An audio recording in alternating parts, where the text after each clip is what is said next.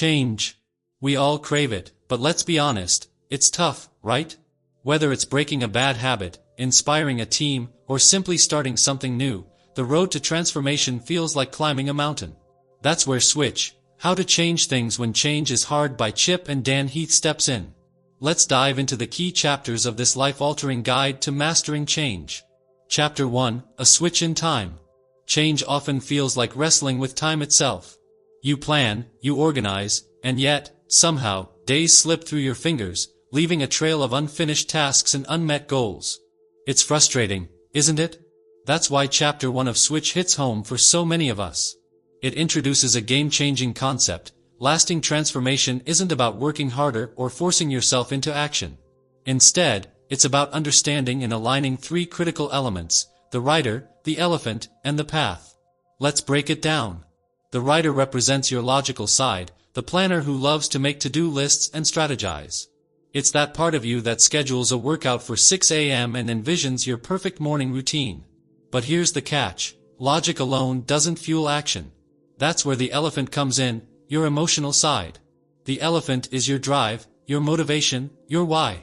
It's the one that feels the joy of accomplishment but also craves comfort and avoids discomfort. Finally, there's the path, your environment. This is the terrain you navigate every day, the systems, structures, and habits that either smooth the way forward or create endless roadblocks. Think about a time you set a goal but didn't achieve it. Maybe you wanted to exercise more or tackle a big project at work. Chances are, either your rider got bogged down in overthinking, your elephant lacked the motivation to keep going, or the path was littered with distractions and obstacles. For me, it was writing a book. I had the idea, the outline, even the tools. But each day, I found myself procrastinating. My logical rider kept telling me to write a chapter a day, but my elephant wanted to scroll through social media instead. Worse, my environment wasn't helping. My workspace was cluttered, my phone notifications constant. I was out of sync, and as a result, I stalled. The solution lies in balancing these three forces. Start by giving your rider a clear direction. Break tasks into smaller, actionable steps. Instead of write a book, I shifted my focus to write 300 words today. That specificity quieted the rider's tendency to overanalyze and provided a clear roadmap. Next, tap into your elephant. Find the emotional pull behind your goal. For me, it was imagining the impact my book could have on others. Every time I visualized someone reading it and feeling inspired, my elephant found the energy to push through. Lastly, shape your path. Remove distractions and create an environment that nudges you toward success. I organized my desk, set up a strict no-phone zone, and carved out a dedicated writing time each morning. The Heath brothers make a compelling argument. Aligning these three elements transforms change from an uphill battle into a seamless journey. When your rider, elephant, and path are working together, procrastination loses its grip. Think of it like navigating a river. If your rider is steering the boat, your elephant is the current propelling it forward, and the path is the river itself, clear and free of debris. All three need to work in harmony for you to reach your destination. This approach doesn't just apply to big life goals, it works for day-to-day productivity, too. Consider the habit of meal prepping. Without direction, you might spend hours trying to figure out what to cook, letting the rider spin its wheels. Without emotional motivation, the elephant might lead you to skip it altogether in favor of ordering takeout. And if your kitchen is chaotic, the path becomes a barrier rather than a bridge. But when you plan your meals ahead, guiding the rider, remember your health goals, motivating the elephant, and keep your space organized, clearing the path, the process becomes not just manageable but enjoyable. If there's one takeaway from this chapter, it's this: you don't need to fight harder to change, you need to fight smarter. Aligning your rationality, emotions, and environment isn't just a framework, it's a lifeline for those of us juggling deadlines, responsibilities, and the endless demands of modern life. So, the next time you feel overwhelmed by the idea of change, pause. Ask yourself, is my rider clear on the goal? Is my elephant motivated to take the first step? And is my path set up to make success inevitable? The answers might surprise you, and they'll almost certainly set you on a path to progress. Chapter 2, Find the Feeling. When it comes to making real progress, logic alone isn't enough. Think about it. How often have you read a motivational quote or learned an impressive fact, only to feel inspired for a fleeting moment before falling back into old habits? That's because knowledge without emotion is like a car without fuel. It has the structure to move forward but lacks the power to actually get anywhere. This is the heart of Chapter 2, Finding the Feeling. If you want to overcome procrastination or tackle challenges with purpose, you need more than just a plan, you need a spark that lights your emotional drive. The Heath brothers emphasize that change isn't about stacking up facts and hoping they'll convince you. Instead, it's about tapping into emotions that compel you to act. Imagine trying to manage your time better. You know all the strategies, blocking out your calendar, prioritizing tasks, setting deadlines, but the knowledge doesn't stick. Why? Because knowledge lives in the writer, your rational side, while action comes from the elephant, the emotional powerhouse that drives behavior. Without connecting the two, you're stuck in a loop of good intentions with little follow-through. I've been there myself, especially when dealing with procrastination. I'd set up the perfect productivity system, complete with color-coded schedules and carefully written goals, but I'd still find myself binge-watching shows instead of working. The problem? My system was logical, but it didn't move me emotionally. It wasn't until I tied my goals to feelings, like the pride of completing a project or the relief of crossing tasks off my list, that things started to shift. When I focused on how it felt to succeed, rather than just what I needed to do, I finally found the energy to make progress. The key is finding that emotional hook. It could be as simple as envisioning the satisfaction of a clean inbox or imagining how it would feel to finally finish that lingering task. For instance, if you're struggling with time management, don't just think about completing your to-do list, picture the freedom you'll gain by doing so. Imagine yourself closing your laptop at the end of the day, knowing you've tackled your priorities. That mental image stirs your elephant, creating the motivation to take the first step. One of the most effective ways to tap into emotions is through storytelling, whether it's someone else's story or your own. Think about a time you overcame a challenge or reached a milestone. What drove you? Chances are, it wasn't just logic, it was a deep sense of purpose or a desire to achieve something meaningful. I recall a project I once dreaded starting. It was overwhelming, and I kept putting it off. Then, I thought about the impact it would have on others, the gratitude and excitement it might bring to someone who benefited from my work. That shift in perspective turned my hesitation into determination. If you're struggling to connect emotionally to your goals, try this exercise. Write down your task or objective, then list how completing it will make you feel. Will you feel accomplished? Relieved?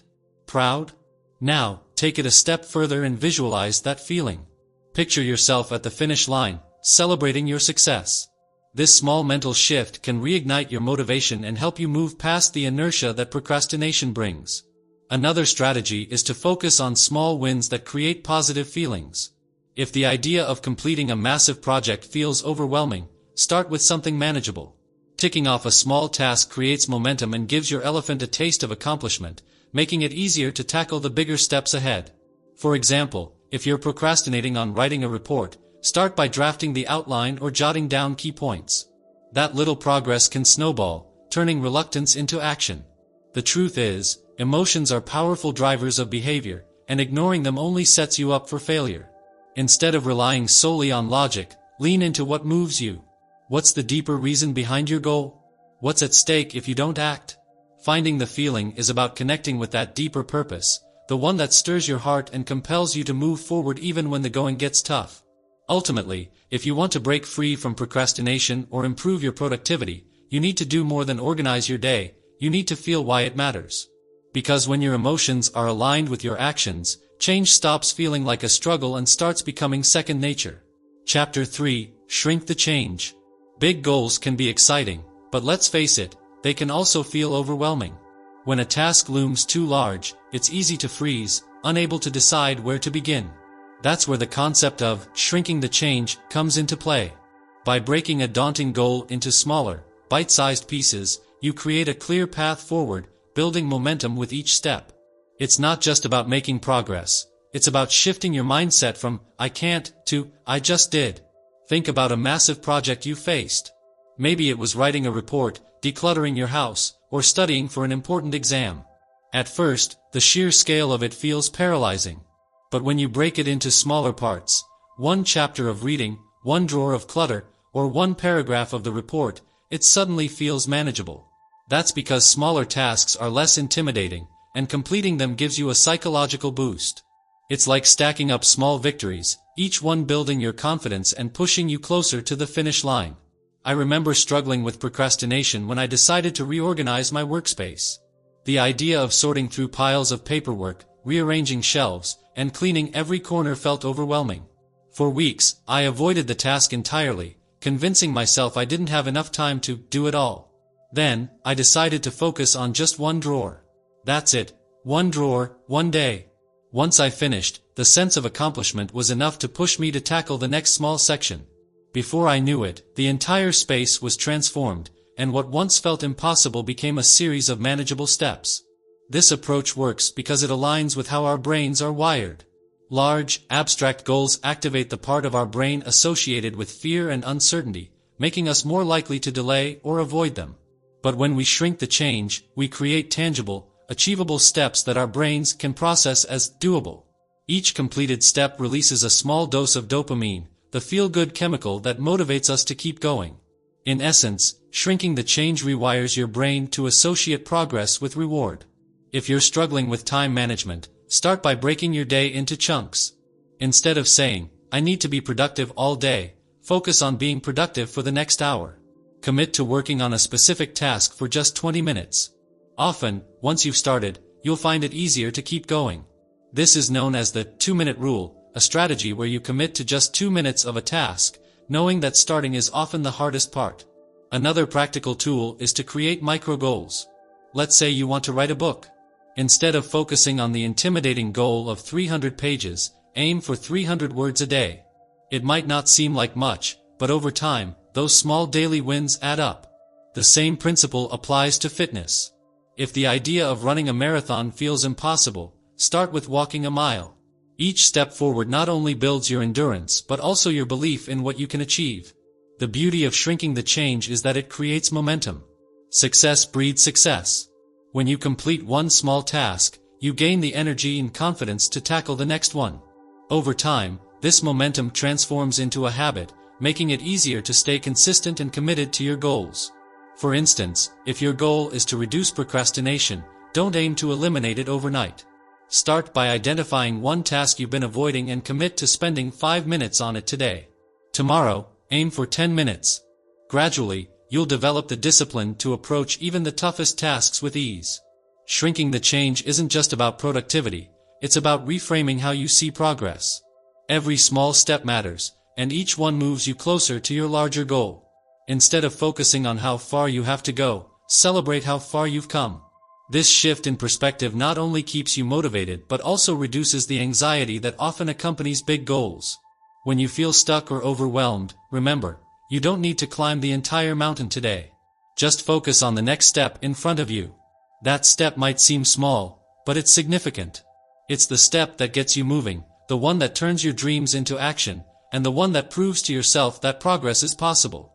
Over time, those small steps compound into monumental change, and what once felt impossible becomes your new reality. Chapter 4: Grow Your People. Belief is the foundation of change. Without it, even the best strategies will falter. In Chapter 4, Grow Your People, the Heath brothers emphasize a crucial truth. Change isn't just a technical challenge, it's an emotional one. It's about cultivating confidence, both in yourself and in those around you, to foster an environment where progress feels not only possible but inevitable. Whether you're managing a team, leading a project, or tackling personal growth, belief is the fuel that propels action. Think about a time when you doubted your abilities. Maybe it was delivering a presentation, learning a new skill, or navigating an overwhelming task. That inner voice whispering, "You're not good enough," can be paralyzing. But then, imagine someone steps in, perhaps a mentor, a friend, or even a stranger, and tells you, "I believe in you. You can do this." Suddenly, a spark ignites.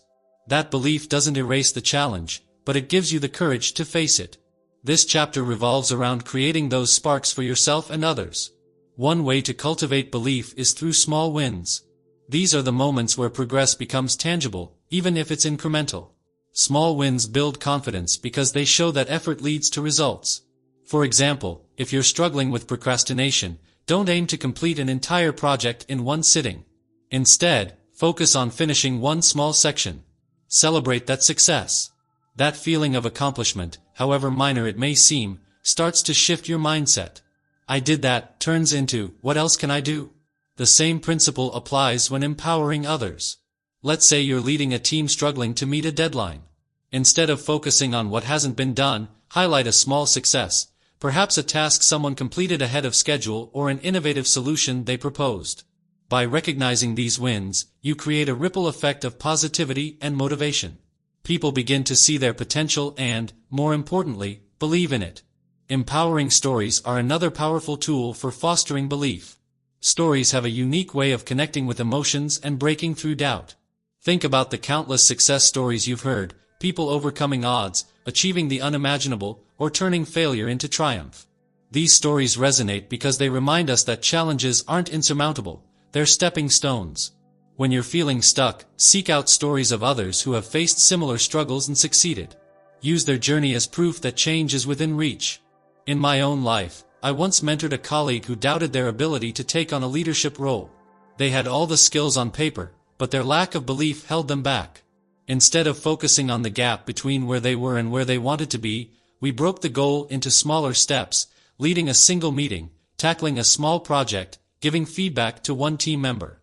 Each success, no matter how small, became a building block. Over time, they began to see themselves differently, not as someone trying to lead but as someone who was a leader. When it comes to personal growth, cultivating belief often starts with reframing how you talk to yourself. Our inner dialogue shapes our reality. If you catch yourself saying, "I'll never be good at this," challenge that thought. Replace it with, "I'm still learning, and every step counts." This shift might seem subtle, but it's transformative. Over time, these small affirmations compound into a deeper sense of confidence. The environment you create also plays a significant role in growing belief. Surround yourself with people who uplift and inspire you. Seek out communities that share your goals and values, whether that's a group of writers, entrepreneurs, or fitness enthusiasts. When you're part of a supportive environment, belief becomes contagious. Seeing others succeed reinforces the idea that you can too. Another technique is to visualize your future self, not the person you are now, but the person you want to become. Imagine what they would do, how they would act, and the decisions they would make. Then, start aligning your actions with that vision. Visualization isn't just a motivational tool, it's a way to internalize belief and turn it into action. Ultimately, growing your people, whether that's yourself or those around you, is about creating a cycle of belief and action. Small wins lead to confidence, which leads to bigger wins, which reinforces belief. It's a feedback loop that drives momentum and sustains change. When you focus on cultivating belief, you're not just achieving a single goal, you're laying the foundation for long-term growth and transformation. Chapter 5: Tweak the environment. Have you ever noticed how your environment shapes your behavior more than you realize? It's easy to overlook the impact of the spaces we inhabit, but in Chapter 5, Tweak the Environment, the Heath brothers emphasized just how powerful small adjustments to your surroundings can be in making change feel effortless. We often underestimate how much our environment influences our decisions, productivity, and even our emotions. By tweaking it to support our goals, we can remove barriers and set ourselves up for success without even trying. Let's take procrastination as an example. When we're trying to focus, it's easy to get distracted by the chaos around us. Papers scattered across the desk, notifications buzzing on our phones, or even the noise of a busy room can all pull our attention in a million different directions. The environment you create directly affects your ability to focus and take action. I've found that one of the easiest ways to overcome procrastination is by simply cleaning up my workspace. A cluttered desk is a visual cue to my brain that there's too much going on, which makes it harder to focus on the task at hand. By clearing away distractions and setting up a clean, organized space, I set the stage for productivity. The Heath brothers suggest that to make change feel almost effortless, we need to look for ways to remove friction from our environment. It's about creating an environment where the desired behavior becomes the path of least resistance. If you want to eat healthier, for example, start by filling your kitchen with fresh produce and healthy snacks, and keeping junk food out of sight. The effort to grab a piece of fruit becomes less than the effort to open a bag of chips, making the healthier choice an easier one. This isn't about willpower, it's about setting up your environment to make the right choices easier and more natural. When I was working on a big project and struggling with time management, I found that the more I streamlined my workspace and digital tools, the more I was able to focus. I removed unnecessary apps from my phone, set up a single, easy-to-access to-do list, and kept only the most essential materials in view. This simple change made a huge difference in my productivity because it reduced the mental clutter. I wasn't wasting time sifting through information or getting sidetracked by distractions. Everything I needed was right in front of me, and I could dive straight into my tasks. In the workplace or even in a team setting, small tweaks to the environment can have a massive impact on performance. One company that I worked with found that making their meeting rooms more collaborative, with whiteboards and plenty of space for brainstorming, led to a more creative and productive atmosphere. Instead of having people sit passively in a traditional meeting setup, the new environment encouraged active participation and idea sharing. The physical setup of a room or the tools at your disposal can either encourage or hinder creativity, communication, and collaboration.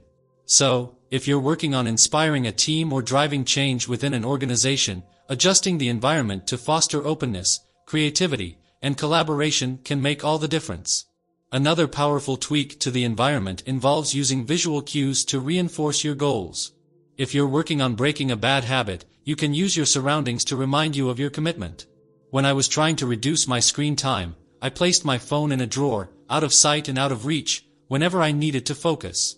Just the act of removing the temptation was enough to keep me on track. It wasn't about using sheer willpower to resist checking notifications. It was about removing the environment's cue that would prompt me to act impulsively. The idea here is simple. Success isn't always about brute force or endless discipline. It's about setting up your environment so that the path to success is the easiest one to take.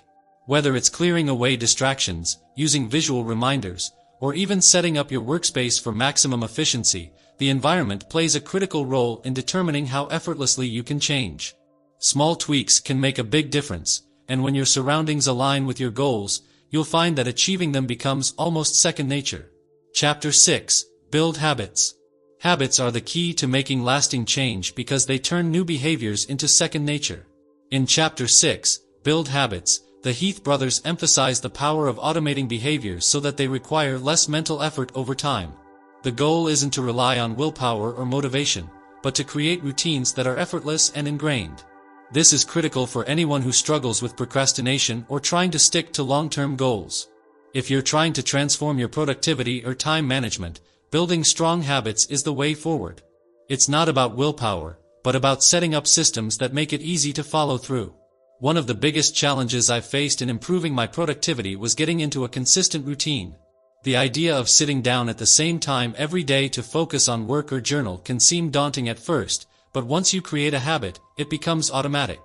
For example, I started by setting a very simple rule. Every morning, after I get up, I would write for 10 minutes, even if it was just jotting down random thoughts. It didn't seem like much, but the key was consistency. Over time, writing became a natural part of my morning, and soon it wasn't something I had to force myself to do. It just happened. The Heath brothers talk about the importance of making new behaviors easy and repeatable, and this is where small changes can have a huge impact. Rather than committing to a massive overhaul, start with something small that you can easily do every day. Want to start working out? Start with just 5 minutes a day. You may think 5 minutes isn't enough, but it's the act of getting started that counts. By focusing on the consistency of the habit rather than the scale of the task, you build momentum, which is crucial for making it stick. Another key factor in building habits is removing friction. If you're trying to develop a morning routine that includes meditation or exercise, make it as easy as possible. Lay out your clothes the night before, or set out your yoga mat where you'll see it first thing in the morning. The easier it is to start the new habit, the more likely you are to do it. This is how you create a seamless transition from one activity to the next, reducing the mental resistance that often holds us back. When I worked on establishing a habit of writing every day, I used the technique of habit stacking, associating a new habit with an already established one. For example, after making my morning coffee, I would immediately sit down to write. It became a ritual, and the more I repeated it, the more automatic it became. This strategy works because it taps into an existing part of your routine, so you don't have to think twice about when or how to do it. The Heath brothers also emphasized the importance of celebrating small wins to reinforce your habits. Every time you successfully follow through, no matter how small the task, you're building momentum. Acknowledge your progress, even if it's just checking off a box on your to-do list. This not only boosts your confidence but also reinforces the behavior, making it more likely to stick in the long run. It's this small, consistent reinforcement that gradually turns new behaviors into ingrained habits. Building habits is a marathon, not a sprint. It takes time, but the more you automate behaviors, the easier it becomes to maintain them. By focusing on simplicity, reducing friction, and celebrating small wins, you can turn your desired behaviors into lasting habits. Over time, these habits become the foundation of the changes you want to see in your life, making the process feel effortless. When your habits align with your goals, they fuel your progress, helping you stay on track even when motivation starts to fade. Chapter 7: Rally the Herd. Change isn't something you can always achieve on your own. Chapter 7: Rally the Herd dives into the powerful influence of social connections and how surrounding yourself with the right people can make all the difference in the journey to change. Human beings are wired to look to others for guidance. Whether we realize it or not, we often model our behavior based on the people around us. This chapter emphasizes how powerful social influence can be in creating lasting change, and how leveraging that influence can help propel us toward our goals. A perfect example of this is the concept of accountability groups. In my own life, I've found that having a community to lean on has been a game changer when it comes to sticking to my productivity goals. For years, I struggled with procrastination, convinced I could handle everything on my own. But once I joined a group of like-minded individuals who were all working towards similar goals, whether it was improving our time management, writing consistently, or tackling large projects, I noticed a shift. Not only was I more motivated, but I felt more accountable to show up each day. When you're surrounded by people who share your drive and commitment, it's easier to push through the inevitable setbacks. The Heath brothers discuss how important it is to find a tribe that shares your values and goals. This can mean joining a work group, connecting with a mastermind community, or even finding a workout buddy who will encourage you to stay consistent. The social influence of others creates a kind of positive pressure that makes it harder to fall off track. It's not about competition, but about building each other up and fostering a sense of mutual support. I can't tell you how many times I've been in situations where I wanted to skip a workout or put off a deadline, but seeing my peers pushing forward gave me the extra nudge I needed to stay on track. It's a form of social proof, a collective momentum that keeps everyone moving in the right direction. The idea of social influence extends beyond just motivation, too. Studies have shown that our behaviors often mirror those of the people around us. If you surround yourself with people who prioritize productivity, good time management, and consistency, you're far more likely to adopt those habits as well. It's like walking into a room where everyone is focused on achieving something. Suddenly, you feel compelled to focus too. This phenomenon is especially powerful in group settings where there's a shared sense of purpose. When everyone is working towards similar goals, it becomes easier to make those changes in your own life. Another way to rally the herd is by creating a culture of success. It's not enough to just surround yourself with motivated individuals. It's essential to create an environment where positive behaviors are celebrated and reinforced. This can mean publicly acknowledging milestones within a team or cheering others on as they achieve their goals. When you create an atmosphere of success, the motivation becomes contagious. As you see others reach their milestones, you're reminded that change is possible, and you start to believe that you can do it too. Rallying the herd also means sharing your wins with others. There's something powerful about telling someone else about the progress you're making. Whether you're part of a formal accountability group or just talking to a friend, verbalizing your goals and achievements helps reinforce your own commitment. It's an extra layer of social proof that reinforces the idea that change is happening, and it encourages you to keep pushing forward. In my own journey, one of the most motivating factors has been sharing my progress with others. Whether it's posting about my goals online or discussing them with a colleague, putting my goals out there holds me accountable. It's not about seeking validation, but about reinforcing the commitment I made to myself in front of others. This external validation creates an additional layer of accountability that can be the difference between success and failure. Ultimately, Rally the Herd is about the power of community in the pursuit of change. When you surround yourself with people who share your vision and hold you accountable, change becomes more achievable. It's not just about individual willpower, it's about harnessing the collective energy and influence of those around you. By building a network of support, surrounding yourself with motivation, and reinforcing your progress with others, you create an environment that makes transformation feel not just possible, but inevitable. Chapter 8: Make the Switch.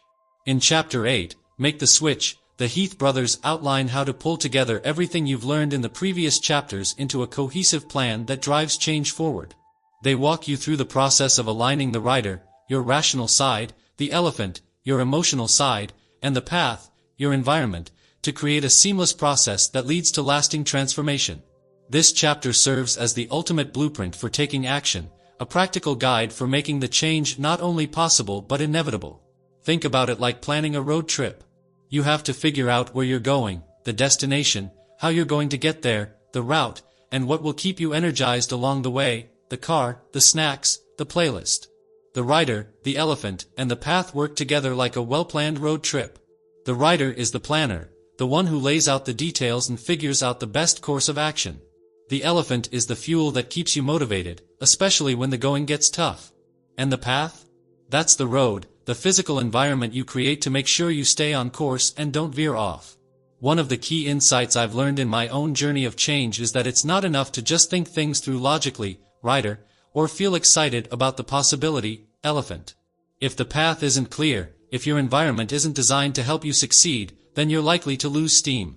There's no point in having a map if the roads are blocked, or worse, if they're leading you in circles.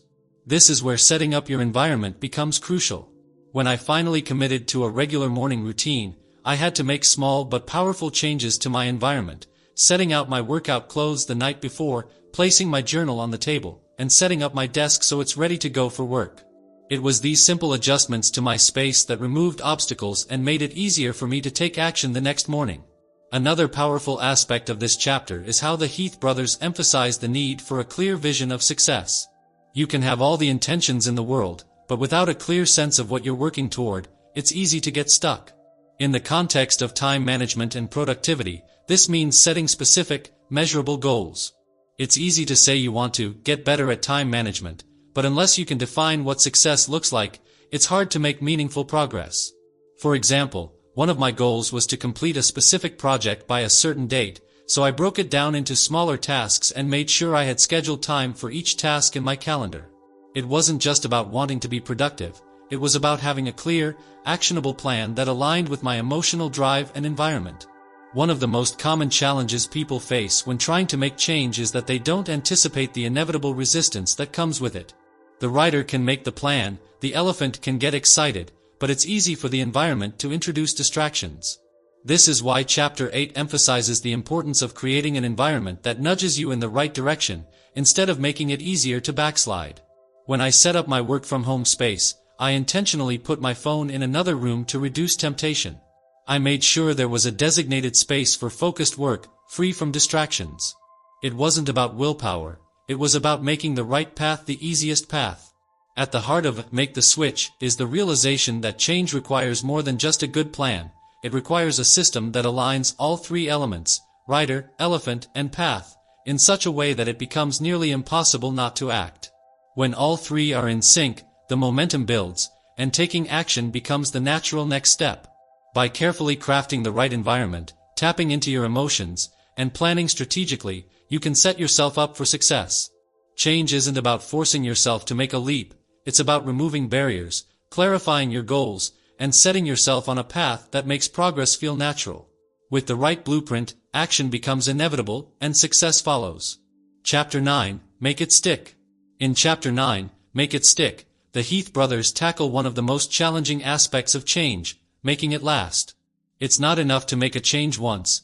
The real success lies in ensuring that those new habits and behaviors are sustained over the long term. They provide a variety of strategies that help you lock in the progress you've made and build lasting transformation, turning new behaviors into automatic actions that no longer require constant effort or thought. One of the key takeaways from this chapter is the importance of consistency.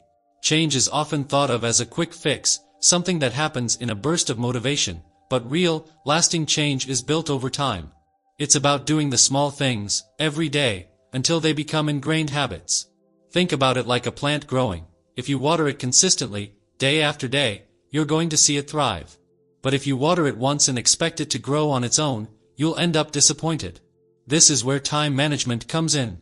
I've found that setting aside time daily to focus on small tasks, even when motivation wanes, is a critical part of ensuring progress sticks. Whether it's taking just 15 minutes each morning to plan my day or setting a timer to ensure focused work sessions, the act of showing up consistently makes all the difference. Another powerful insight in this chapter is the importance of tracking progress. People often underestimate how impactful it is to track your efforts, but seeing how far you've come can have a powerful motivating effect. In my own experience, I've found that having a visual representation of my progress, whether it's crossing off a checklist or tracking goals in a journal, keeps me accountable and gives me the motivation to continue. When we don't track our progress, it's easy to forget how far we've come and slip back into old habits. But when you can see the small wins stacking up, it reinforces your commitment to making lasting change. This is one of the reasons habit trackers, or even something as simple as a calendar marking off each successful day, can be a game changer. The Heath brothers also discuss the power of identity in making change stick. When change aligns with who we believe we are, it becomes effortless. For example, instead of saying, "I'm trying to be more productive," you might say, "I'm a productive person." The shift from focusing on actions to focusing on identity is critical for long-term change. It's not just about what you're doing, it's about who you are becoming. This is a lesson that has helped me significantly. For years, I struggled with procrastination and found myself overwhelmed by large projects.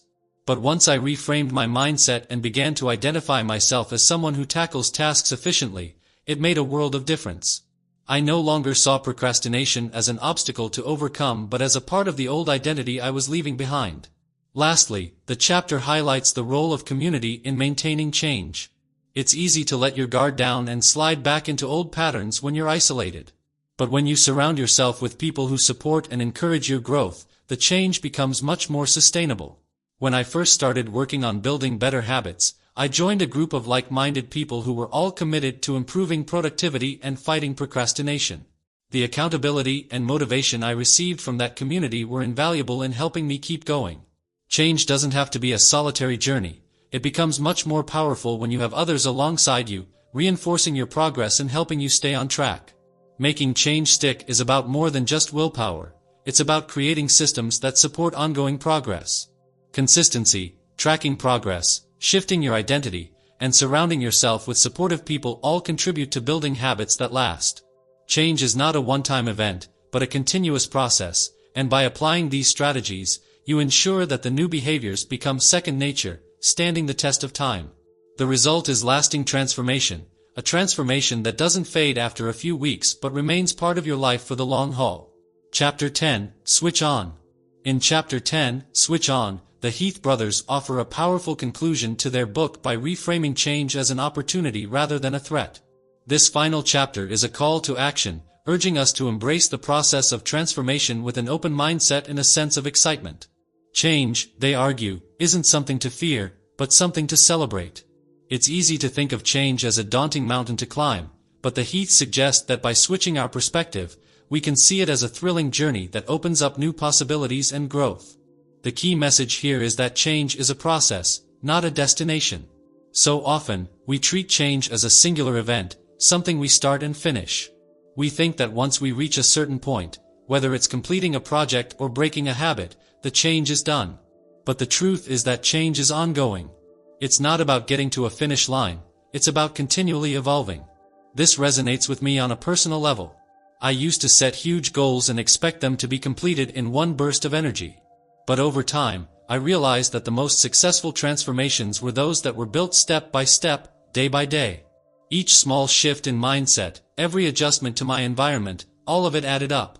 Embracing this process, instead of expecting instant results, has been key to my own progress. One of the most profound lessons in this chapter is the idea that our mindset shapes how we approach change.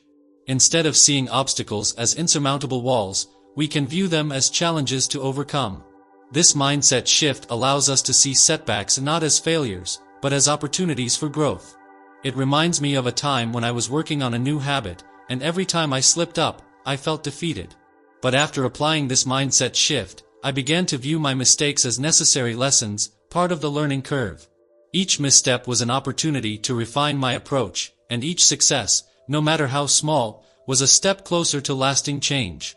This idea of reframing obstacles and embracing the ups and downs of the journey has helped me stay focused and motivated, even when the road to change feels long. The Heath brothers also highlight the importance of celebrating progress along the way.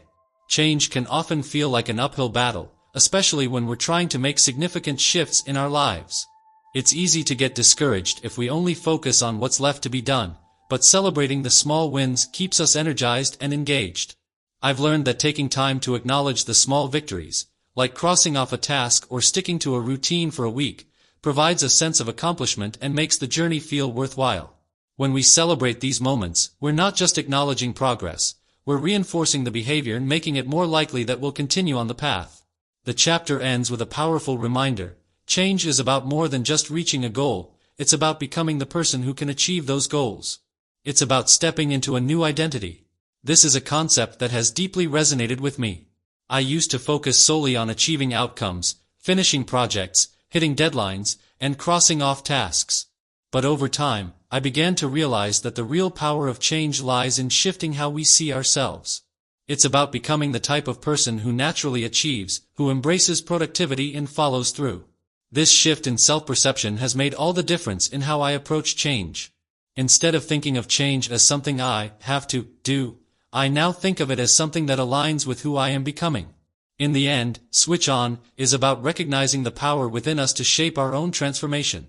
It's about reframing our mindset, embracing the process, and celebrating progress along the way. By doing so, we can turn change from something we dread into something we eagerly welcome, knowing that every step brings us closer to our best selves. Change is not something to fear. It's a process, a journey, and, above all, an opportunity for growth. And there you have it, 10 powerful chapters from Switch that can transform how you approach change. Whether it's in your personal life or your professional journey, these principles will help you make the impossible possible. Don't forget to like, subscribe, and share your thoughts in the comments below. Have you made a switch in your life recently? Let me know, I'd love to hear your story. And remember, the next great change starts with you. Let me know if you'd like any tweaks.